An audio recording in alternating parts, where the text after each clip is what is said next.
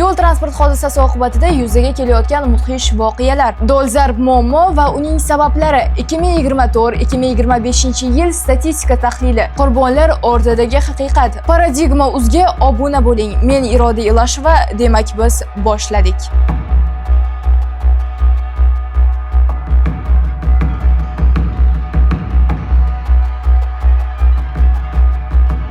Bugungi kunda yo'l transport hodisasi nafaqat O'zbekistonda, balki butun dunyoda eng og'riqli muammolardan biri bo'lib kelmoqda. Jahon sog'liqni saqlash tashkiloti ma'lumotlariga ko'ra, har yili dunyo bo'ylab 1,1 milliondan ortiq kishi yo'l transport hodisasi oqibatida halok bo'ladi. Qariyb 30 million odam esa turli darajadagi tan jarohati oladi. Eng tashvishlisi, yo'l transport hodisalari 29 yoshgacha bo'lgan yoshlar o'limining asosiy sabablaridan biri hisoblanmoqda. Bu esa masalaning naqadar jiddiy ekanligini ko'rsatmoqda. Dolzarb muammo va uning sabablari.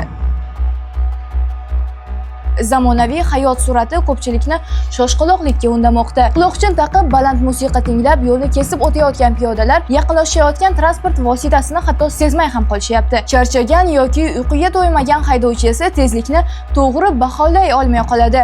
Rulda telefondan foydalanish, ijtimoiy tarmoqlarga chalg'ish, yo'l belgilari va qoidalarga e'tiborsizlik bilan qarash yo'l transport hodisalarining asosiy sabablaridan biridir. Bunday mudhish voqealar nafaqat inson hayotiga, balki oila barqarorligi, mamlakat iqtisodiyotiga ham salbiy ta'sir ko'rsatadi. Tahlillarga ko'ra, og'ir avariya oqibatida mehnatga layoqatli aholi sonining kamayishi hamda davolanish xarajatlari sabab ayrim davlatlarda yalpi ichki mahsulot 3-5% gacha qisqaradi. 2024-2025 yillar statistikasi taqqoslama tahlili. O'zbekistonda 2025-yilning yanvar-sentyabr oylarida 5895 ta yo'l transport hodisasi qayd etilgan.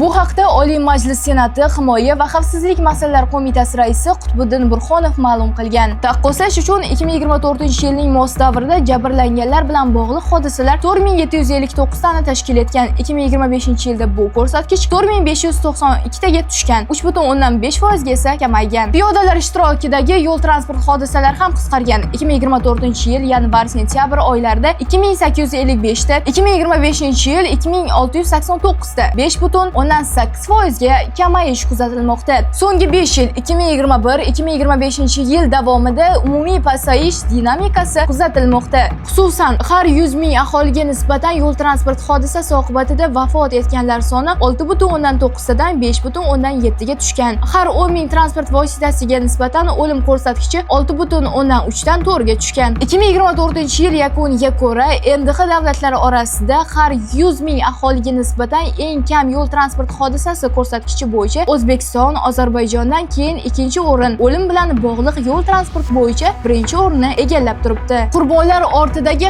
haqiqat haqida gapirmoqchiman. Har bir statistika ortida inson taqdiri turadi. Halok bo'lgan har bir kishi bu bir oilaning tayanchi, farzandning ota-onasi, ota-onaning farzandi demakdir. Ayniqsa yoshlar orasidagi o'lim holatlarining yuqoriligi jamiyat kelajagi uchun jiddiy ta'sir ko'rsatishiga ham e'tibor berishimiz kerak. Ko'plab holatlarda yo'l transport hodisalari og'ir nogironlikka ham olib kelishi mumkin. Jarohat olganlarning uzoq muddatli davolanishi, reabilitatsiya jarayoni hamda mehnatga layoqatini yo'qotish ijtimoiy yakunini yanada oshiradi. So'nggi yillarga nazar tashlaydigan bo'lsak, ko'rsatkichlar ijobiy tomonga o'zgarayotgan bo'lsa-da, xotirjamlikka asos yo'q. Har bir haydovchi va piyoda yo'l harakat qoidalariga qat'iy amal qilishi zarur. Tezlikni me'yorda saqlash, mast yoki uyquchan holda rulga o'tirmaslik, harakat vaqtida telefondan foydalanmaslik, piyodalar esa faqat belgilangan joydan o'tishlari shart. To'g'ri, yo'l barchamizniki, xavfsizlik esa har birimizning shaxsiy mas'uliyatimiz ekanligini unutmang.